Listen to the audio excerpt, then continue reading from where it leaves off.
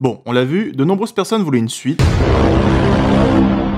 à l'épisode de Top Gear et de son infernal trio. Je vous ai compris! Qui est le Stig, la vérité derrière le renvoi de Clarkson, à quelle vitesse vole l'ange gardien d'Hammond?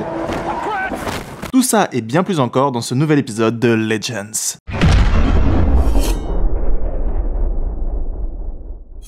Mais avant de poursuivre, j'aimerais revenir un peu en arrière dans nos contrées. Alors on reprend la DeLorean et direction 1987.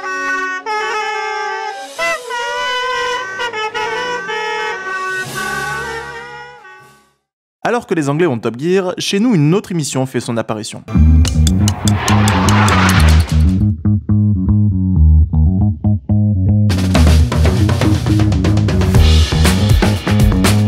Et oui, si aujourd'hui certains peuvent dire qu'ils ont grandi avec le trio, ce n'était pas mon cas. Et si pour certains le dimanche midi rimait avec Walter Texas Ranger, mon Chuck Norris à moi s'appelait... My name is Bond. James Bond. And your name really? Ah quand même, bon, modestement, Chapat. Dominique Chapat. Mais voilà, une révolution est en marche, composée de 3 lettres. WWW. Dans les années 2000, Internet explose, le monde entier s'ouvre et le partage de contenu n'a jamais été aussi facile.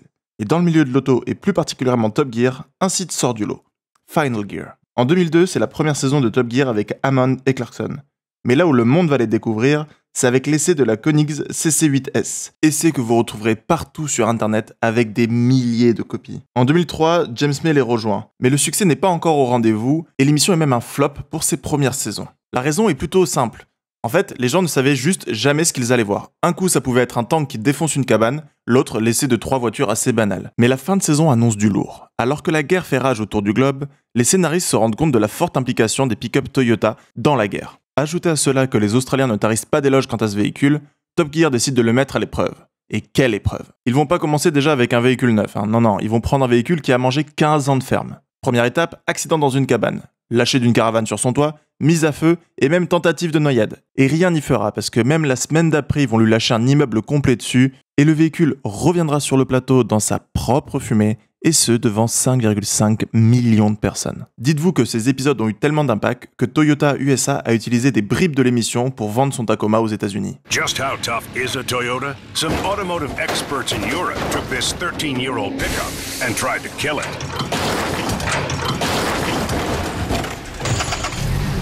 But the Toyota truck would not die.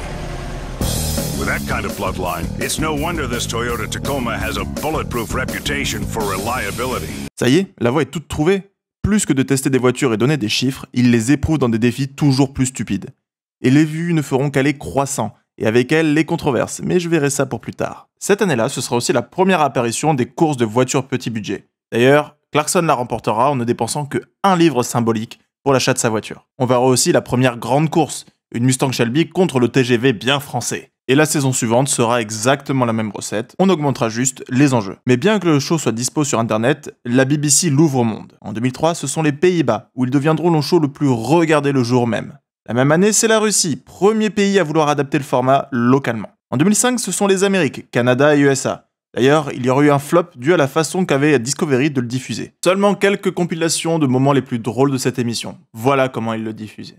Mais sinon, cette année-là, ce sera aussi l'Australie qui le diffusera sur ses chaînes. Malheureusement, sur une si belle lancée, tout ne pouvait pas bien se passer. En 2004, Clarkson, alors âgé de 44 ans, se rend à l'hôpital pour traiter son ostéoarthrose. Et les ennuis continuent. En 2005, alors qu'il essaie la Vauxhall Monaro VXR, il se coince un disque, le mettant sur le banc de touche des essais. Mais ce malheur est une véritable aubaine pour la BBC.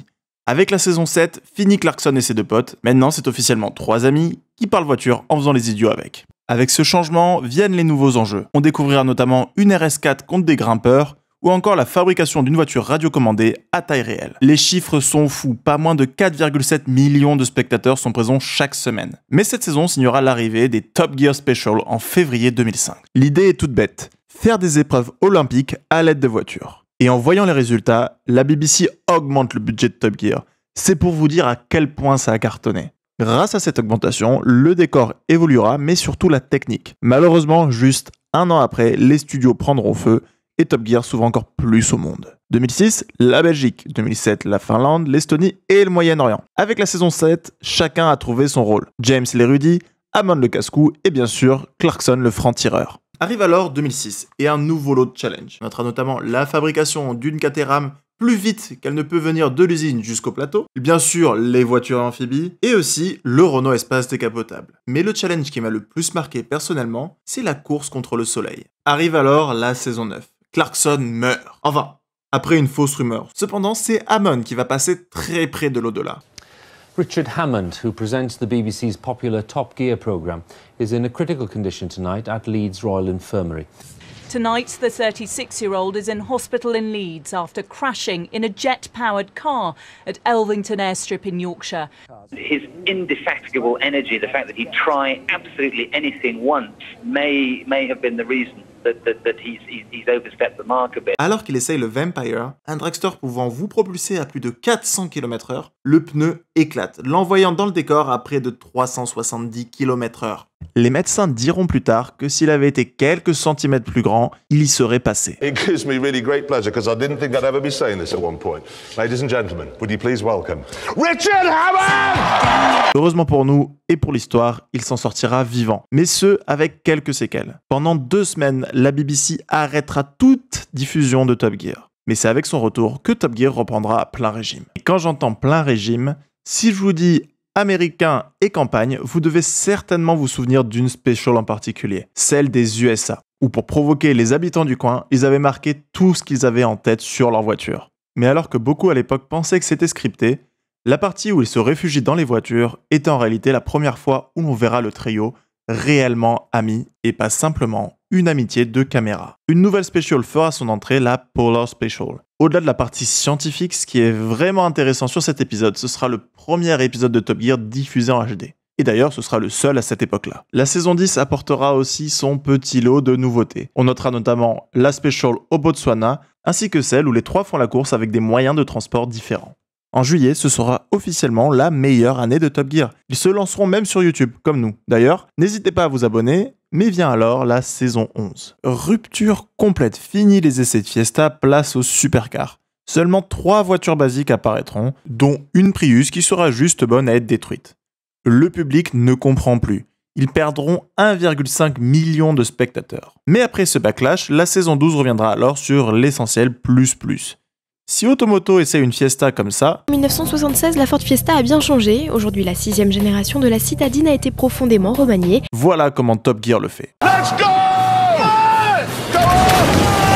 D'ailleurs, Top Gear quittera aussi rapidement l'automobile pour la spéciale Vietnam où notre trio se retrouvera à bord de 2 roues. Mais en juillet 2008, ils entreront officiellement dans leur meilleure année. Ils passeront alors les 88 millions de vues en streaming. Il faut quand même rappeler qu'à cette époque-là, l'utilisation en streaming est quelque chose d'encore très niche. Netflix ne débarquera en France qu'en 2014 et n'avait commencé qu'en 2007, pour une explosion en 2010. Pour vous dire, ils étaient vraiment au tout début avec ce genre de diffusion.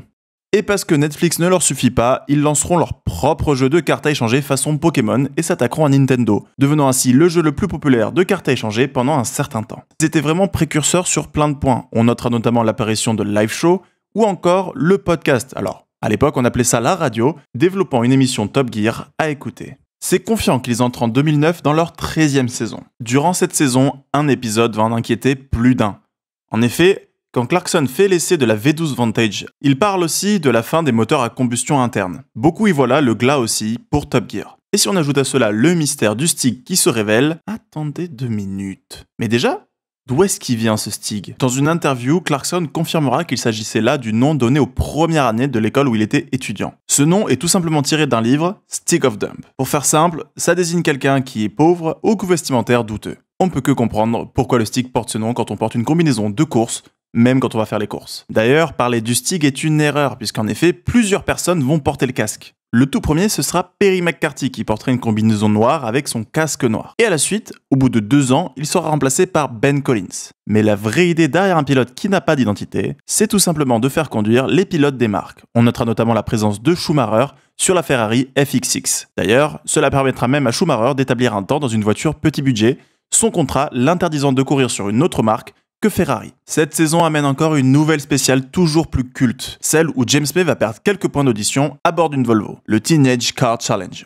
où les 3 essaient de déterminer la meilleure pour jeunes permis. Et en 2010 arrive la saison 14. Top Gear est couronné. Avec cette saison, la HD fait définitivement son entrée. Le trio fabriquera sa propre voiture électrique et réaliseront aussi leur premier hommage à une marque avec Lancia. Mais cette année sera surtout le départ du second stick Ben Collins. Mais avec ce gain en popularité vient forcément les ennuis, et une page entière de Wikipédia y est dédiée. Dans les plus connus, on notera notamment celle du Hilux par exemple quand il rentre dans un arbre qui était protégé dans la ville. Certaines comparaisons douteuses, notamment celle avec le Sirocco, où il dira qu'il pourrait faire Berlin-Varsovie en un seul plein. One tank en anglais. Bien sûr, on ne peut pas oublier l'altercation avec Tesla. Clarkson critiquera le temps de charge et l'autonomie du Roadster de l'époque qui, après analyse chez Tesla, n'avait jamais été chargé au max. Et Musk assurera qu'il avait vu le script déjà biaisé. Altercation dont d'ailleurs ils se moqueront en embauchant des avocats sur l'essai du Model X. Mais pour moi, ce qui va marquer le plus cette saison, c'est la recherche de la plus belle route d'Europe à bord de GT.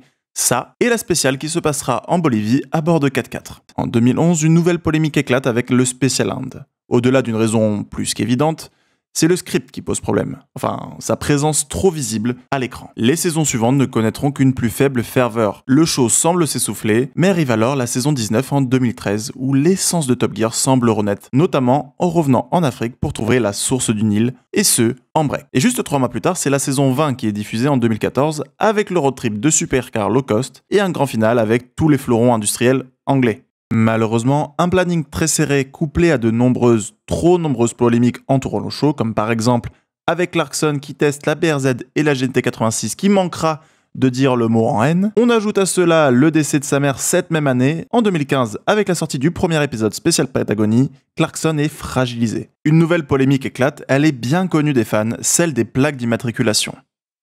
H982FKL, la plaque de la Porsche conduite par Jeremy Clarkson durant son road trip en Argentine. Pendant ce road trip-là, des tweets fusent sur les réseaux sud-américains quand certains locaux y voient une référence à la guerre des Malouines, guerre qui opposa l'Argentine et l'Angleterre en 1982 dans les Falklands, les Malouines. Plus tard, sur un tournage au planning encore très serré, en 2015, alors que lui et son équipe rentrent à l'hôtel, il apprend que le service n'est plus actif. Fatigué, encore endeuillé et affamé, il pète un câble, insultant le producteur Oisin Tyrone, avant de lui ouvrir la lèvre. C'est exactement ce qu'attendait la BBC pour ne pas renouveler son contrat. En soutien et conscient que c'est un trio, Amand Demey démissionne. Ces annonces donnent réellement lieu à de nombreuses manifestations au Royaume-Uni. Une pétition rassemblant plus d'1 million de signatures, dont celle du Premier ministre de l'époque David Cameron, verra le jour. Mais ce sera la fin pour la BBC et le trio. D'ailleurs, récemment, suite à un accident d'un des nouveaux présentateurs, ce sera la fin de Top Gear tout court, après 34 saisons et 46 ans d'existence. Mais comme on le sait, ils retomberont sur leurs pattes en se moquant même au travers d'un spot de la BBC. An Amazon Fire TV stick. Everything you could possibly want. Demand 5. Voilà. Vous avez maintenant l'essentiel du savoir de Top Gear. On ne peut qu'espérer devenir un jour aussi culte qu'eux. Mais en attendant, abonne-toi, lâche un like et n'hésite pas à nous dire ton meilleur souvenir du trio en commentaire. C'était Mario pour Racing Lovers, restez tunés et on se retrouve à la prochaine vidéo.